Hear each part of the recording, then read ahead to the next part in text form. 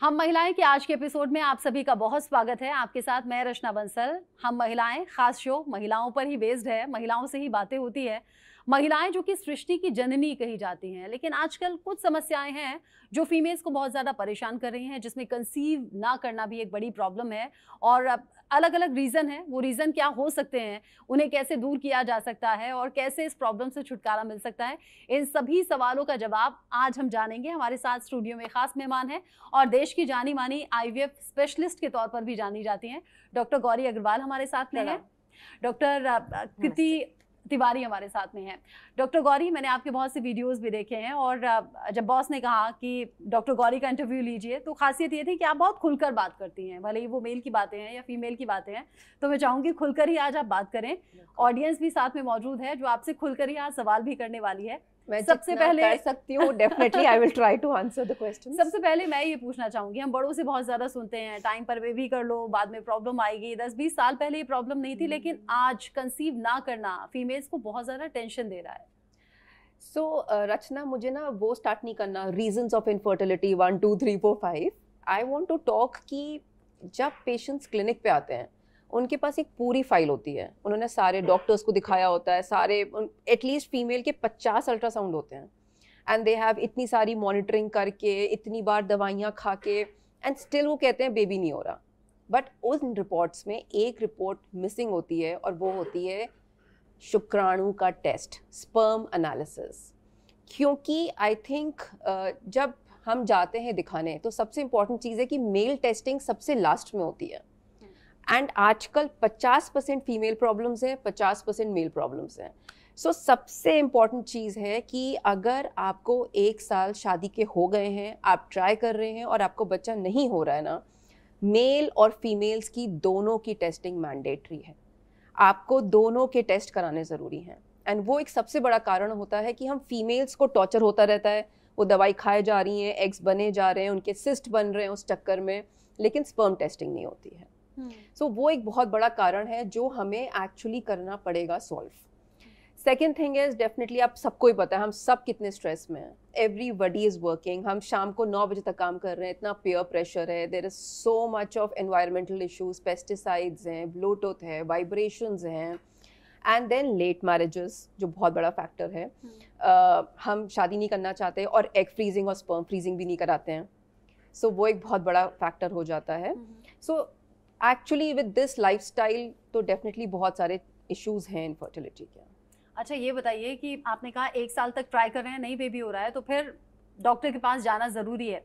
लेकिन ये प्रॉब्लम्स पहले नहीं आती थी, अभी टाइम के साथ आ रही हैं। स्ट्रेस एक रीज़न हो सकता है, क्या खान पान भी एक रीज़न है, क्या ये जो रूटीन हमारा गड़बड़ाता है, देर रात तक जाग रहे हैं फिर सुबह देर तक सो रहे हैं, ये भी एक रीज़न हो सकता है, या फिर बस बड़े यूं ही प्रेशर डालने के लिए बोलते हैं? नहीं, बड़े प्रेशर नहीं करते हैं। और जब हमारी अब लेट शादियाँ हो रही हैं, 30 ईयर्स पे हम सोचते हैं हम आके बच्चा कराएं, और हम ये भी नहीं सोचते कि हमारे एग्स आफ्टर 25 ईयर्स एक्चुअली कम होने लगते हैं।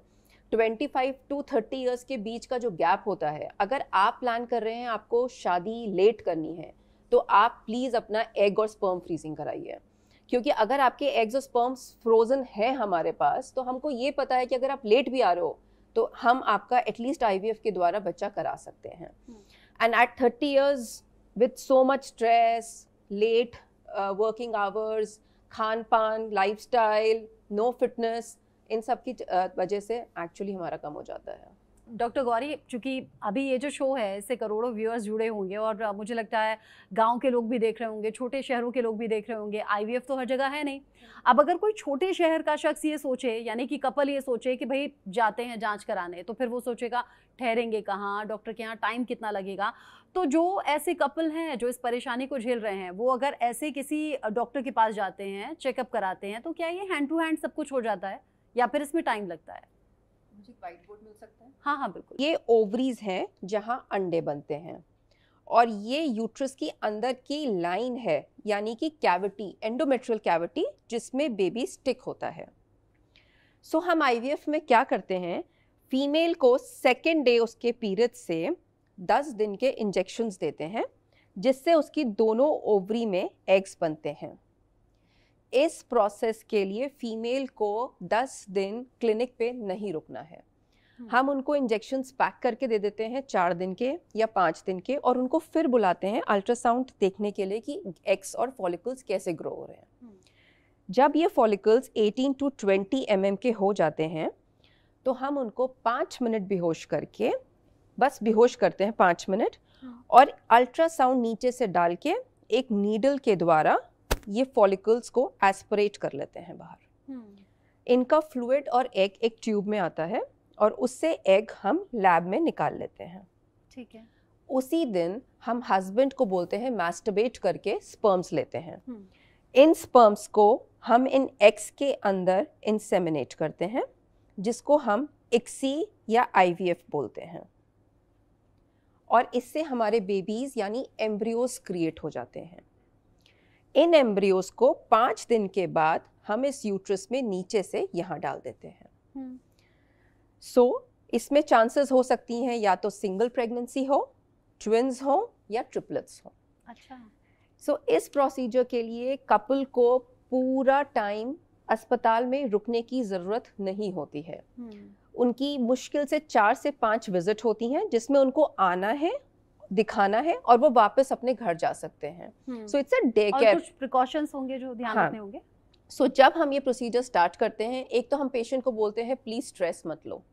सबसे इम्पॉर्टेंट चीज़ है, एक पॉजिटिव अप्रोच के साथ अगर आप ट्रीटमेंट कराओगे और अपने डॉक्टर पे विश्वास रखोगे कि वो करके देगी, आपका डेफिनेटली होगा। सेकेंड थिंग इज कि हम बोलते हैं हाई प्रोटीन डाइट भी लो। हम लोग सोचते हैं घी खा लो, लड्डू खा लो, चावल खा लो, it doesn't work like that. हमें प्रोटीन डाइट ज़्यादा खानी होती है। प्रोटीन डाइट से हमारी एग का काउंट बेटर होता है। हम पेशेंट्स को बोलते हैं कि थोड़ा सा योगा, एक्सरसाइज, वॉकिंग करो, which is very very good, और अपने आप को क्लीन रखो। चेंजिंग अंडरगारमेंट्स मॉर्निंग इवनिंग बहुत ज़रूरी है, बिकॉज आपको अपने आप को रिप्रोडक्टिव इन्फेक्शन से भी बचाना है, जो बहुत इंपॉर्टेंट फैक्टर होता है। रेस्ट ऐसा कोई मेजर प्रिकॉशन नहीं है जो आईवीएफ के दौरान लेना होता है। There is no bed rest in IVF. ये इंडिया है, और इंडिया में जो जैसे ब्लड सैंपल रिपोर्ट और तमाम रिपोर्ट्स चेंज हो जाती हैं, बदल जाती हैं, और पता ही नहीं लगता किसकी रिपोर्ट किस में है। कोरोना में भी कई बार ऐसा हुआ। तमाम तो ये जो आप कह रहे हैं, कोरोना में तो डेड बॉडीज ही बदल गई थी। ये हमारे एक्स सुरक्षित रहेंगे, तो ये कैसे होगा? बहुत बढ़िया क्वेश्चन है, क्योंकि मेरे को हर आदमी आ जाके पूछता है वो मूवी देखने के बाद, वो करीना की कौन सी मूवी आई थी, गुड न्यूज। मैडम बच्चा बदल तो नहीं जाएगा, सबसे बड़ा क्वेश्चन यही है। मेरा ये कंसर्न है कि देखो, अगर आप एक ऑथेंटिक क्लिनिक पर हो, आजकल एक विटनेसिंग सिस्टम आ गया है। विटनेसिंग सिस्टम एक सिस्टम है जो हम लैब में यूज करते हैं, जिसमें आपका एग और हस्बैंड के स्पर्म की टैगिंग हो जाती है। अगर कहीं भी मैनुअल एरर हो रहा होगा तो उसमें अलार्म होता है, वो नहीं हो सकता। दूसरी बात है प्रॉपर टैगिंग, प्रॉपर कोडिंग, ये सब होता है क्लिनिक्स पे आजकल, आईवीएफ क्लिनिक्स पे। रेस्ट जब आपके एम्ब्रियोस फ्रीज करके हम रखते हैं, हम आपको जिस स्ट्रॉ में फ्रीज करते हैं और कैनिस्टर में डालते हैं, उसका straw number, photograph, embryo grading and वो पूरा कैन का नंबर आपको सब मिलता है। जैसे आप ज्वेलरी खरीदने जाते हो अपने डायमंड की, तो आपको एक गारंटी कार्ड मिलता है ना कि रिटर्न पे ये मिलेगा, वैसे ही आपको एम्ब्रियो पे एक कार्ड मिलता है। ये बैंक का लॉकर समझ लीजिए। हाँ, ये आपके एक्चुअली बेबीज का लॉकर है, जिसमें आप ये आराम से अपना सिस्टम लॉक करा सकते हो। अच्छा, यहाँ भी मेरा सवाल है, अगर ये सभी कोशिशें फिर से फेल हो जाएं, तो क्या ऐसा होता है कि जो हमने विकी डोनर में देखा था कि भाई नहीं हो रहा है, खुद से स्पर्म काउंट उतना नहीं है, या कहीं बाहर से ये हम ले सकते हैं, ऐसा होता है? हाँ, बहुत सारे केसेस में होता है कि अगर आपका एग क्वालिटी बिल्कुल भी अच्छा नहीं है, हम आपके एग्स बना ही नहीं पा रहे हैं, तो हम मेल फीमेल दोनों के लिए हो सकता है, हम डोनर एग्स या डोनर स्पर्म पे जा सकते हैं। According to recent ART guidelines, ART banks बने हुए हैं जिनके थ्रू आपको ये डोनर एग्स और डोनर स्पर्म्स सप्लाई होते हैं, और आप उनके थ्रू लेकर पेशेंट को हेल्प कर सकते हैं। एक और बहुत इंटरेस्टिंग चीज़ है कि अगर आपका स्पर्म काउंट 0 है, जो एक्चुअली मेरे पास 10 to 20% कपल्स लेकर आते हैं report, sperm count is 0, sperm है ही नहीं, उन केस में क्या करो। और ऐसा होता क्यों है?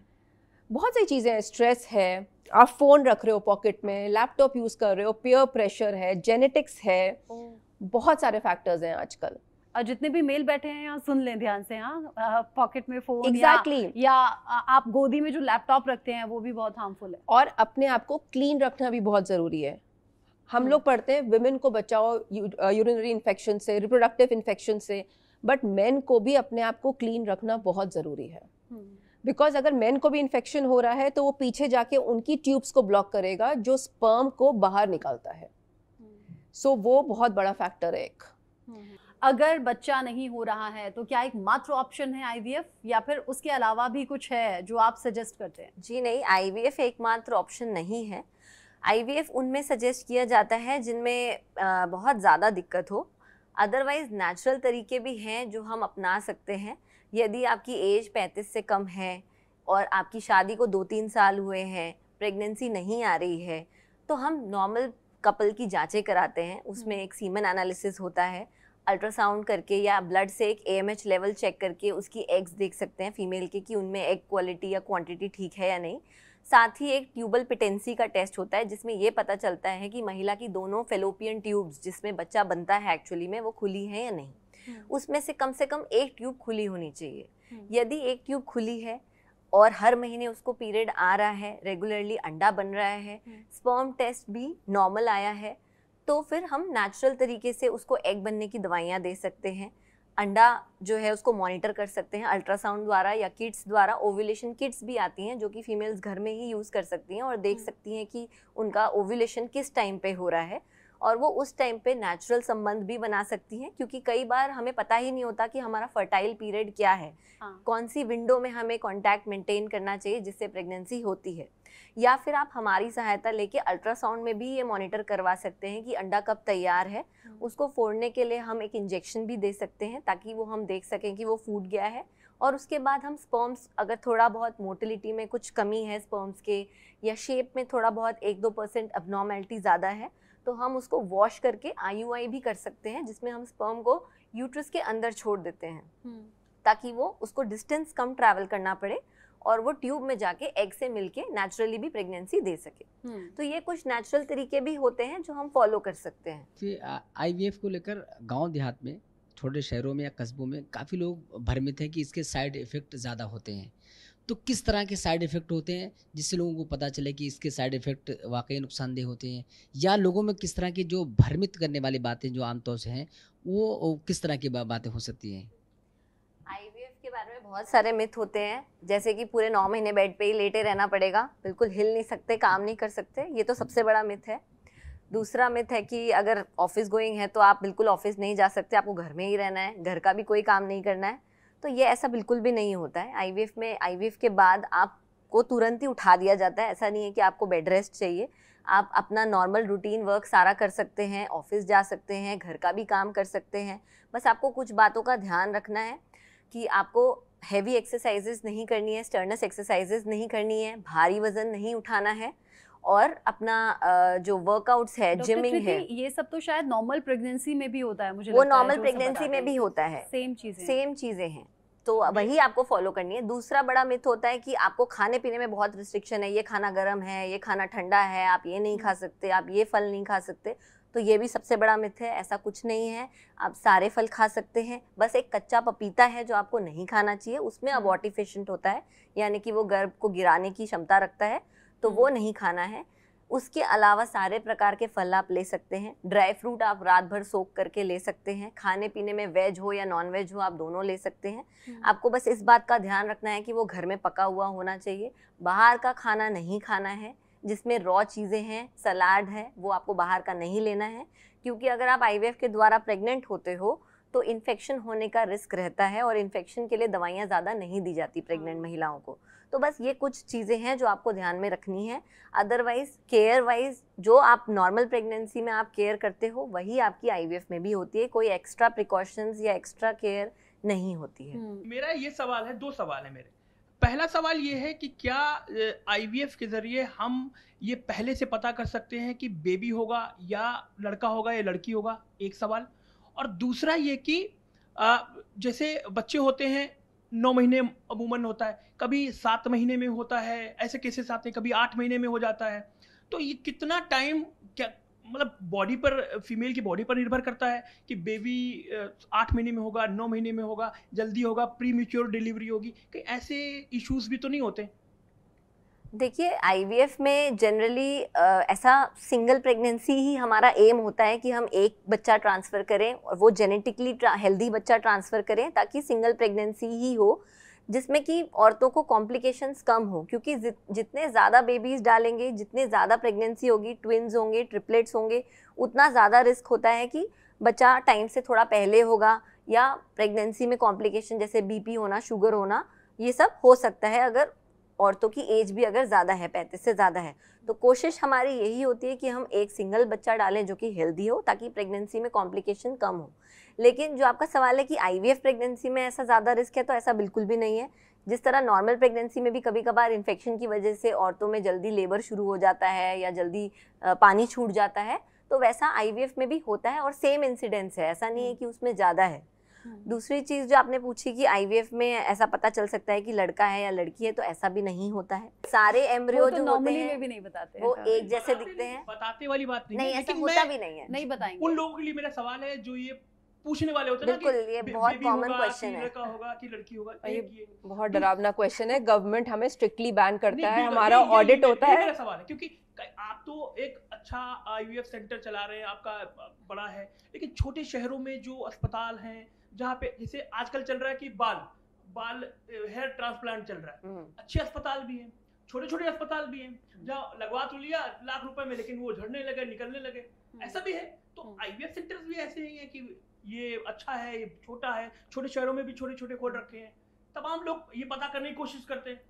ये वैसे मैं अगर मैं वो गलत नहीं बोल रहा हूँ तो नहीं, न्यूज़ इंडस्ट्री में बहुत नहीं नहीं आशीष, बिल्कुल सही क्वेश्चन है, और मैं ये एक्चुअली हमारे पब्लिक को पास हाँ रोज बताना का चाहती एक हूँ। मरीज ऐसा आता है एंड हम लिटरली उनकी फाइल ऐसे रखते हैं कि कि भाई ऐसा नहीं हो सकता। पाएगा।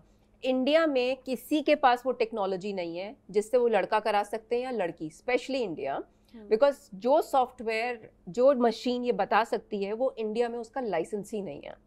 वो सॉफ्टवेयर लॉक्ड आता है ऑन दैट क्रोमोसोम्स। सो अगर आपको कोई भी बोल रहा है ना कि वो आपको लड़का करा सकता है या लड़की करा सकता है, वो पॉसिबल ही नहीं है। It is just not possible. अच्छा, तो एक सवाल मेरे जहन में है, क्योंकि अभी हम आईवीएफ की बातें कर रहे हैं और कंसीव ना होने की बातें कर रहे हैं। अच्छा, आईवीएफ आपने कहा 35 प्लस हैं, तो हम आईवीएफ रेफर करते हैं।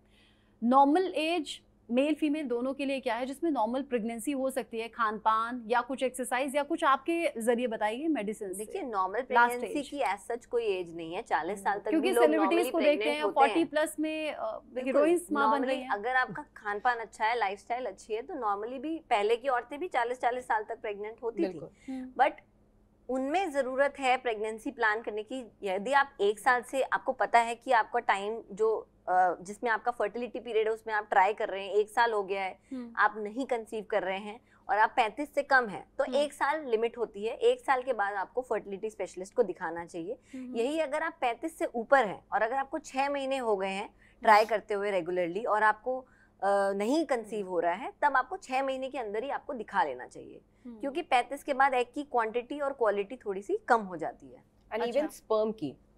सो अगर आपकी एज आगे बढ़ रही है तो स्पर्म तो भाई आपको दिखेगा 100 मिलियन है, बट क्वालिटी तो इतनी अच्छी नहीं रह जाती है ना। सो इट इज बेटर कि आप जल्दी अपनी प्रेगनेंसी प्लान करो। अच्छा, बड़े बूढ़े कहते थे ना, शादी होती तो शादी जल्दी करो, बच्चा जल्दी करो। I mean, आप काम भी कर सकते हो अपनी शादी बच्चे करते करते ना। क्योंकि आपने बड़े बूढ़ों का जिक्र किया और मनीषा ने एक खबर मुझे बताई थी जिसमें 65 साल की फीमेल थी, 70 साल के मेल थे और बच्चा हुआ, मतलब करिश्मा हुआ, मेनोपॉज भी हो जाता है या नहीं पता उनका क्या था। ऐसा कैसे पॉसिबल हो सकता है? सो जिन लोगों के पीरियड्स बंद भी हो जाते हैं, जैसे 45 इयर्स या 46 इयर्स पे भी, तो फिर आप बाहर से एग्स लेकर, डोनर एग्स लेकर और हस्बैंड के स्पर्म्स लेके बेबी बना के फीमेल में डाल सकते हैं। अच्छा, लेकिन ये गांव की खबर है। हाँ, तो तो वहाँ पे भी उन्होंने एक IVF सेंटर पे ही कराया था, जिसपे अच्छा। बहुत कंट्रोवर्सी हुई थी, ओह, बिकॉज नया ART बिल ये कहता है कि अबव 50 इयर्स फीमेल इज नहीं नॉट कर allowed to do IVF। Sidhu Moosewala में यही issue था। एग्जैक्टली यही ये issue। इशू आया था। सिद्धू 50 मूसेवाला से पहले भी एक खबर थी, बहुत मतलब वो पहले आम लोग थे। जब लॉ नहीं था हाँ। तब आप कर लोग सकते थे। 65 70 अच्छा, पे भी करते थे, लेकिन वो औरत के लिए बहुत रिस्की हो जाता है वो प्रेगनेंसी। उनको बहुत कॉम्प्लिकेशंस होने के चांसेस होते हैं, इवन डेथ का भी चांस होता है। तो इसीलिए गवर्नमेंट ने ये बैन लगा दिया है कि 50 साल के ऊपर औरतों को IVF की सुविधा ना हो, ताकि ऐसी मॉर्टेलिटी ना हो औरतों में। आपसे मेरा एक सवाल है कि फीमेल्स को ज्यादातर प्रॉब्लम्स ये आती हैं, पीरियड्स बहुत आगे पीछे होते हैं, अमूमन 28 दिन 30 दिन में, लेकिन कभी कभी अब डेढ़ महीने आगे हो जाता है, कभी 1 महीना आगे हो जाता है, तो उसके लिए क्या करना चाहिए? सबसे इम्पोर्टेंट सवाल। देखिए, इंडिया में या स्पेसिफिकली एशिया में अगर आप देखेंगे तो 90% औरतों को PCOD की दिक्कत होती है। PCOD की दिक्कत में जो ये PCOD होता क्या है? PCOD मतलब कि ओवरीज में सिस्ट हो जाना।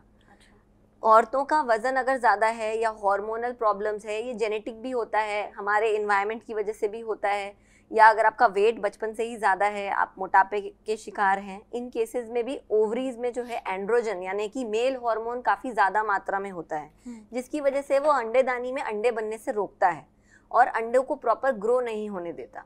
जब अंडा मैच्योर होता है, फूटता है और प्रेगनेंसी नहीं आती, तभी महिला को महीना आता है। अगर अंडा बन ही नहीं रहा है या फूट ही नहीं रहा है तो उसकी साइकिल जो है वो बहुत लंबी चली जाती है, 1-1.5 महीना 2 महीना, उसको महीना ही नहीं आता क्योंकि अंडा ही नहीं बन रहा बॉडी में। तो ये ठीक करने के लिए सबसे इम्पोर्टेंट है लाइफस्टाइल। आपको अपना लाइफस्टाइल बहुत ही अच्छा रखना है, आपको अपना वेट जो है, अपना BMI जो है आपकी रेंज में होना चाहिए, आपको मोटापा बिल्कुल भी नहीं रखना है। मेरा आपसे एक सवाल है कि ये जो आप IVF टेक्नोलॉजी के बारे में बता रही हैं, तमाम चीजें, आम आदमी कितना खर्च करेगा एक बेबी के लिए? उसको कितना तक खर्च करना पड़ेगा मोटा माटी? ये बहुत अच्छा सवाल है और इसमें मैं एक्चुअली एक बात बताना चाहती हूँ। IVF में ना क्लिनिक को भी खर्चा आता है। पेशेंट को ऐसा लगता है कि क्लिनिक्स को IVF का कोई खर्चा नहीं है, उनको सिर्फ ऑपरेशन ही तो करना है, बट ऐसा नहीं है। अच्छा, इसमें ऑपरेशन भी होना है? अंडा तो निकालते हैं ना, अच्छा। अंडा निकालेंगे, स्पर्म अंदर डालेंगे, तो स्मॉल एक IVF OT होती है जहाँ पे सारा काम होता है। इसमें कोई कट नहीं लगेगा? कोई कट नहीं है, नहीं है। कोई सर्जरी नहीं है, कोई बेड रेस्ट नहीं है। अब पेशेंट जब आता है तो उसको 10 दिन के इंजेक्शंस देते हैं जो उसके पैकेज में है, ठीक है। ये जो इंजेक्शंस हैं ये बहुत बहुत इंपॉर्टेंट होते हैं क्योंकि इसी से एग्स बनते हैं। सो हम क्लिनिक्स तो खैर बहुत अच्छे रिकॉम्बिनेंट इंजेक्शंस यूज़ करते हैं जिनकी क्वालिटी अच्छी है, बिकॉज एग अच्छा नहीं हुआ तो सब खत्म हो जाएगा। उसके बाद जब हम एग्स निकालते हैं तो लैब के अंदर पूरा मीडिया, सोचिए जो कुदरत यूट्रस के अंदर बच्चा बना रही है वही काम हमको लैब में करना है। तो सामान जो इस्तेमाल होता है, मीडिया यूज़ होता है, मैन पावर है, इतनी मशीनरी लगी हुई है, उन सब का भी खर्चा है।